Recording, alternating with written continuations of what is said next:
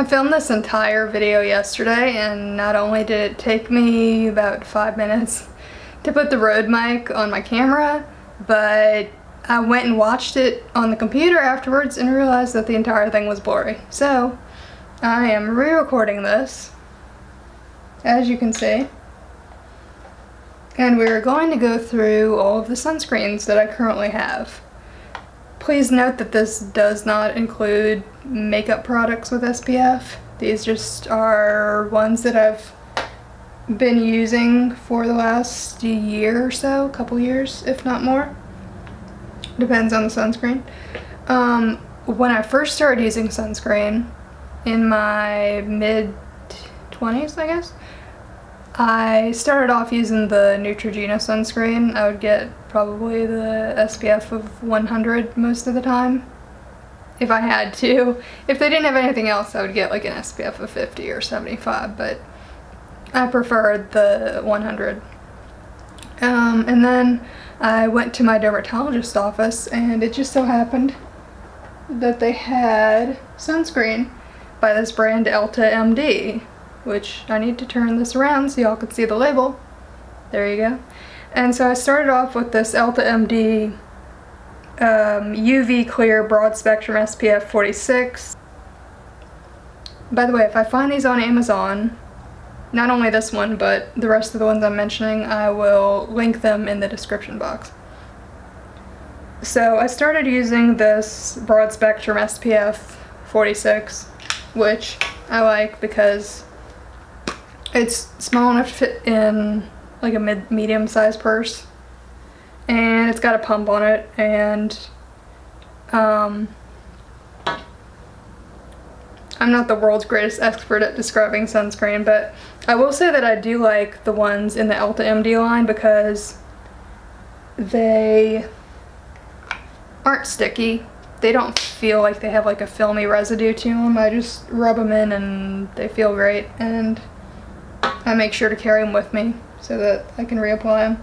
The other one that I tend to use from Elta MD, which is a bit longer as you can see, is the Elta MD Skincare, which one is this? UV Shield Broad Spectrum SPF 45, oil-free, lightweight, transparent zinc oxide, which is important to me, UVA UVB protection, face and body sunscreen, oily to normal skin.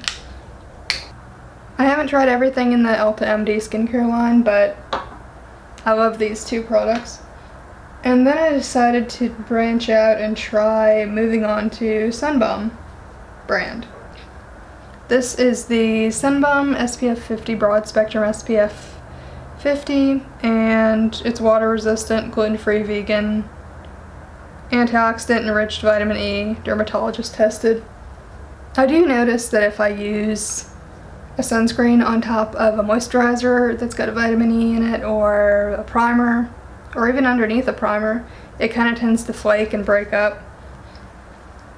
The one that I do kind of prefer to use, only because it's travel friendly and it smells like bananas, is the Sunbum. Which SPF is this one? This is the zinc oxide. Oh, this is also SPF 50. And it comes in this cute little tub. However, the issue with this is that if you're carrying this in your purse, obviously the important thing about it is to keep this protective yellow cover on top because it could spill out easily. But even still, when I was initially trying to film this video yesterday, which you can see here, it started to spill out. So I wouldn't recommend carrying this in an everyday purse. Maybe if you want to carry it in like a beach bag, or, you know, something that you don't hold in as high regard, then you can bring this one along with you. So the brand that I moved on to trying after Sunbum was Supergoop, and you'll see that I've got a myriad of their products. I'm going to briefly show you. This particular one is the SPF 50 water and sweat resistant. This one is supposed to be an 80-minute sunscreen. Everyday sunscreen with natural oat extract, broad spectrum SPF 50, which I just mentioned. Oil-free face body lotion, protects from sun's rays, defending skin from photoaging and dehydration. So that's always a plus. As you can see, this one is ginormous, so I probably would not bring this with me unless I was planning on being out the entire day with a family full of friends who also needed sunscreen, and I was their sunscreen supplier. But the one thing that I've noticed that's, well, this one actually, this SPF 50 Supergoop Everyday Sunscreen, it does have a bit of a sunscreen scent to it, so if you don't care for that, then you might not like this one. I also have here, which I believe I bought when I was in New York, is the Supergoop SPF 40 sunscreen, skin soothing mineral sunscreen with olive polyphenols, broad spectrum SPF 40, which we already mentioned. This one is a physical UV protectant for sensitive skin. It calms inflammation and safeguards against photoaging. So that's always a plus. And this one I would be more apt to bringing with me either as an everyday sunscreen or as just a beach sunscreen for myself, summertime sunscreen for myself. If I haven't mentioned it yet, the one thing I don't care for about these Supergoop sunscreens is that they kind of have a, and I wish you could kind of see it, but I doubt you could. It's more of a feel type thing.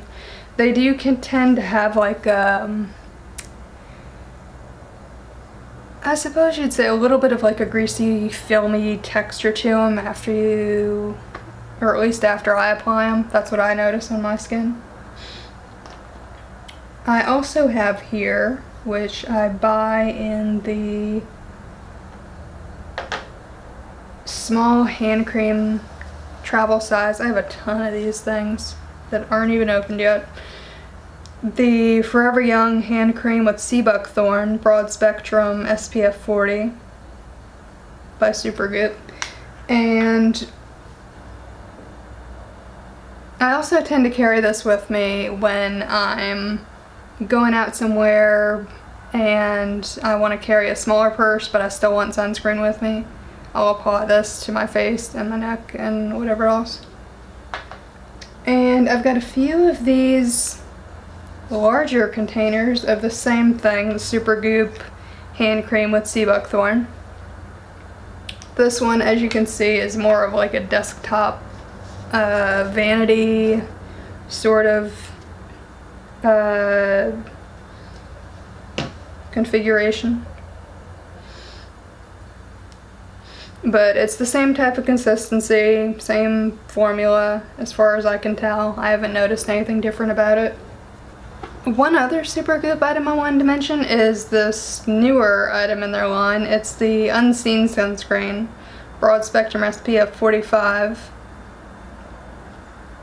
and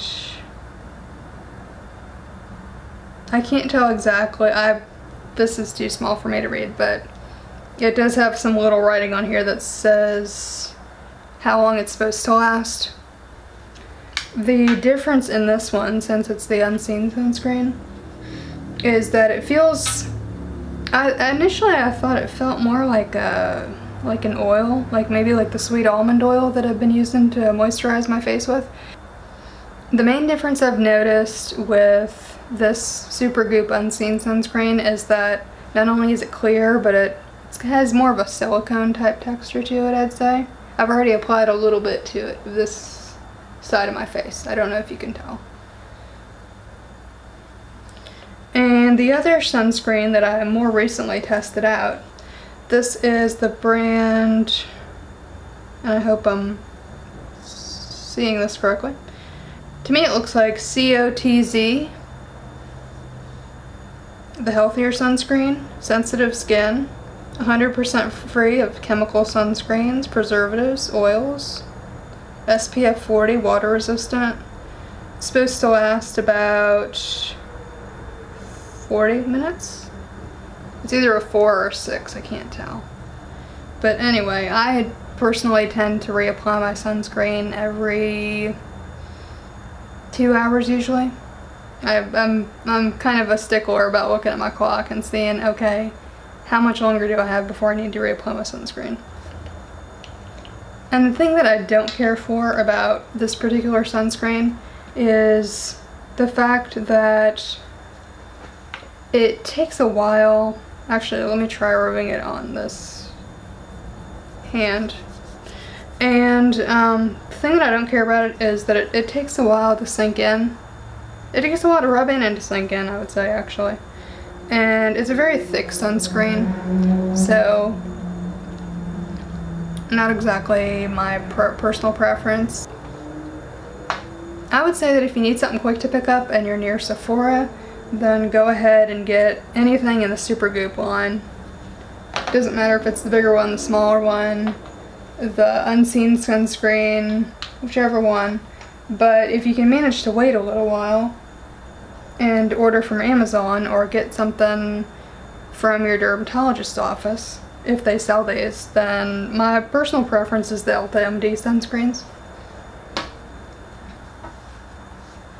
As you can see, this does not include lip balm or any other type of makeup. I will be making a separate video about that.